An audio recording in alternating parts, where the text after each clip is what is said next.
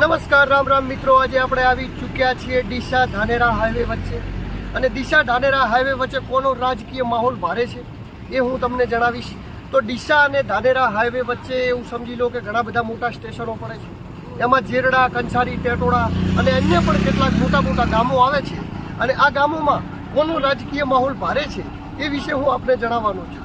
તો મિત્રો, જેને ધાનેરામાં લીડ મળશે એ બનાસકાંઠાનો કિંગ બનશે, એ વસ્તુ ફાઇનલ થઈ ચૂકી છે. તો આપણે ધાનેરાની મુલાકાત કર્યા બાદ ધાનેરા અને ડીસા વચ્ચેના હાઈવે પર જાણીશું કે કોનો રાજકીય માહોલ મજબૂત છે. તો આપ મારી સાથે લાઈવ બનેલા રહેજો. હું તમને બતાવવાનો છું ધાનેરાથી ડીસા હાઈવે વચ્ચેનો લાઈવ એક્ઝિટ પોલ. આપણે આ તરફ બતાવું તો ધાનેરા જાય છે અને ત્યાંથી આ તરફ આપ જોઈશો તો ડીસા જાય છે. તો હાઈવે વચ્ચે જેટલા સેન્ટરો આવે છે ત્યાં આપણે જાણીશું રાજકીય માહોલ. તો આપ મારી સાથે બનેલા રહેજો. નમસ્કાર રામ રામ મિત્રો, તો આપણે અહીંયા આવી ચૂક્યા છીએ કંસારી સ્ટેશન ઉપર ને અહીંયા ઘણા બધા મિત્રો બેઠા છે. એમને પૂછીએ તો પહેલાં તો આ શેરડી જ્યુસ બનાવે છે. શું લાગે છે મોટા ભાઈ, કોનો રાજકીય માહોલ ભારે લાગે અહીંયા? મારા ભાઈ કોંગ્રેસનો. એવું? તમને શું લાગે છે? મોદી સાહેબ આવશે, દિલ્હી ઉપર ડંકો વાળશે.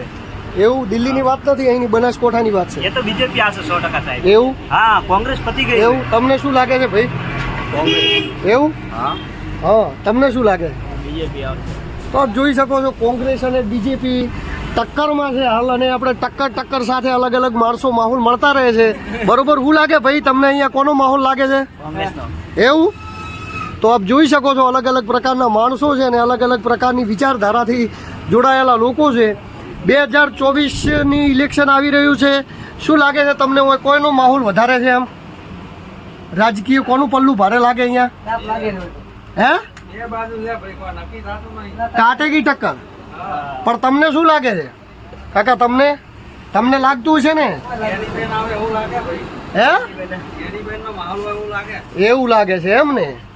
તો આપ જોઈ શકો છો અલગ અલગ પ્રકારના લોકો અલગ અલગ રીતે કહી રહ્યા છે. તો આપણે આગળ જઈશું ને જાણીશું. ખૂબ જ મોટું સ્ટેશન છે અહીંયા. અને જેમ જેમ આપણે આગળ જઈશું એ રીતે આપણે માહોલ જોતા રહીશું. તો ઘણી બધી જગ્યા છે આગળ માહોલ. આગળ પણ ઘણા બધા યુવાનો બેઠા છે. આપ જુઓ, અહીંથી એકદમ રસ્તો ચાલુ થઈ જાય છે. અને ત્યારબાદ અત્યારે થોડો બપોરનો સમય છે એટલે ઘણા બધા લોકો આરામ કરતા હોય છે. પણ અહીંયા બેઠેલા યુવાન મિત્રો છે ખાસ. શું ભાઈ, ગરમીમાં ગોળાની મજા લો છો એમને? 2024 લોકસભાનું ઇલેક્શન આવી રહ્યું છે. શું લાગે છે તમને કોનો માહોલ ભારે છે સ્થાનીય વિસ્તારમાં? એવું?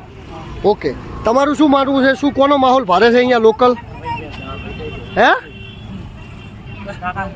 અચ્છા, કોનો માહોલ ભારે લાગે ઇલેક્શનમાં અહીંયા? અમને કોંગ્રેસનો. એવું? હા. તો જોઈ શકો છો આપ. બીજા પણ ઘણા બધા માણસો છે, અમને પૂછીએ. શું લાગે છે કાકા તમને કોનો માહોલ ભારે લાગે છે? હે? શું લાગે 2024 લોકસભાની ચૂંટણીમાં કોનો માહોલ ભારે લાગે કાકા? ઓ કાકા, 2024 લોકસભાની ચૂંટણીમાં કોનો માહોલ ભારે લાગે? કોનો માહોલ ભારે લાગે 2024 લોકસભાની ચૂંટણીમાં? સારું લાગ્યું. એવું? તમને શું લાગે કોનો માહોલ ભારે છે? તમને લાગે કહેવાનું છે વસ્તીનું વસ્તી રહ્યું. શું લાગે મોટા ભાઈ? હે? એવું? તો આપણે આગળ જઈએ, આગળ પૂછીએ. એટલે પણ તમારા વોટે નહીં, બે ના હશે વોટ. ચાલો લાગે તમને માહોલ ભારે કહો. પણ વોટ નહીં તોય? હા. એવું છે એમ? શું લાગે 2024 લોકસભાની ચૂંટણીમાં? એવું? એવું? ફાઇનલ? એવું? તો લોકો ઘણા બધા એવું કહે છે કે કોટેકી ટક્કર હે, ઘણા બધા કે ગેનીબેન ચાલે છે, ઘણા બધા બીજેપી કહે છે. એવું? ઓકે, તો આપણે આગળ જઈશું ને આગળ પણ જાણીશું. તો જેમ જેમ આગળ જઈશું આપણે ત્યાં પણ ઘણા બધા લોકો બેઠા છે. આમાં જે જગ્યાએ કંઈક હોય છે ત્યાં અલગ અલગ પ્રકારના યુવાનો આવતા હોય છે, ગામડેથી લોકો આવતા હોય છે, આજુબાજુના સ્થાનિય લોકો હોય છે. અને એવી જ જગ્યાએ આપણે વધારે જઈએ અને પૂછીએ તો શ્યોર માહિતી મળી શકે. 2024 લોકસભાની ચૂંટણીમાં શું લાગે છે કોનો માહોલ વધારે છે એમ? હા, તમને શું લાગે? તમને શું? હે? એવું તમને શું લાગે? તમને એવું તમને તમને આપ જોઈ શકો છો પૂરેપૂરી કાંટેની ટક્કર છે. લગભગ 1 2 3 4 બીજેપી, 3 કોંગ્રેસ. અલગ અલગ પ્રકારના લોકોના રિવ્યૂ કરતા હોય છે જેવું એમને લાગતું હોય છે. તો આપણે આગળ પણ જઈએ ને પૂછીએ 2024 લોકસભાની ચૂંટણીમાં કોનો માહોલ લાગે તમને અહીંયા? અમારે ભાજપનો બહુ માહોલ લાગે છે. એવું તમને ભાજપનો માહોલ. એવું તમને શું લાગે છે 2024 લોકસભાની ચૂંટણીમાં કોનો માહોલ ભારે લાગે હોય વિસ્તારમાં? માહોલ કોનો વધારે લાગે ચૂંટણીમાં? હા એવું એવું લાગે હા એવું તમને શું લાગે છે કાકા? કોનો માહોલ વધારે લાગે હોય? પલ્લું ચાનું ભારું લાગે ચૂંટણી? રોમ જોણે. તો આપણે અહીંયા પણ બીજા માણસો બેઠા અમને પૂછીએ 2024 લોકસભાની ચૂંટણીમાં કેનો માહોલ ભારે લાગે? માહોલ કોનો વધારે લાગે ચૂંટણીમાં હોય?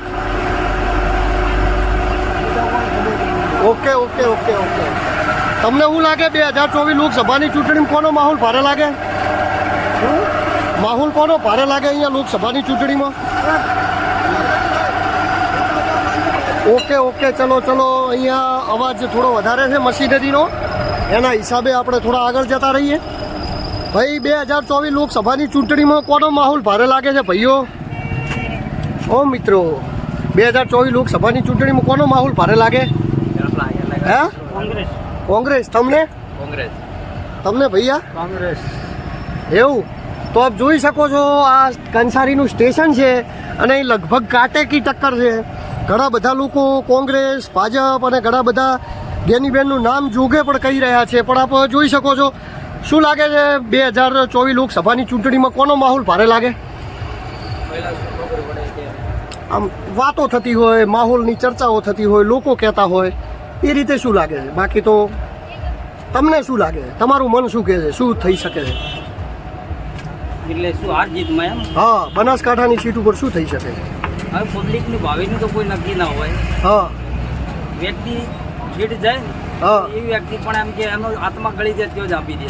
હા તો શું લાગે કઈ તરફ ઝૂકેલું પલ્લું? એવું છે એમ સરકાર તો ભાજપની સારી છે પણ લોકોની ગણતરી અલગ અલગ હોય છે ને. હા તો એ જ તો પૂછીએ છીએ એટલા માટે તમે આવ્યા છીએ. શું ગણતરી છે આ અહીંના લોકોની શું ગણતરી છે? લોકોની ગણતરી તો કેવી રીતે ટાર્ગેટ મારી શકાય કે આવું કરશે એમ કોઈ નક્કી ના હોય. તમે જેવું વિચારતા હોય એવું વિચારે. તમે શું વિચારો? તમે શું વિચારો? હવે દેશના હિત માટે તો ભાજપ સરકાર સારી કહેવાય ને. અને બનાસકાંઠામાં કઈ રીતે મતદાન કરશો તમે? દેશના હિતનું વિચારશો કે સ્થાનીય સમીકરણોને ધ્યાનમાં રાખીને મત? દેશના હિતનું તો વિચારવાનું હોય ને. એવું આપણે મોરે કેટલા વર્ષોથી આપણે ગુલામી કરતા આવ્યા છું અને કદાચ ગુલામીમાં જતા રહો તો આપણી ઊંઘ આરામ થઈ જાય. 100%. શું લાગે તમને ભાઈ કોનો માહોલ આવશે ગેનીબેન 100%. એવું? હા 100%. તો આપ જોઈ શકો છો અલગ અલગ પ્રકારના લોકોના મત અલગ અલગ પ્રકારના હોય છે. તો હવે આપણે આટલેથી સ્ટોપ કરીએ.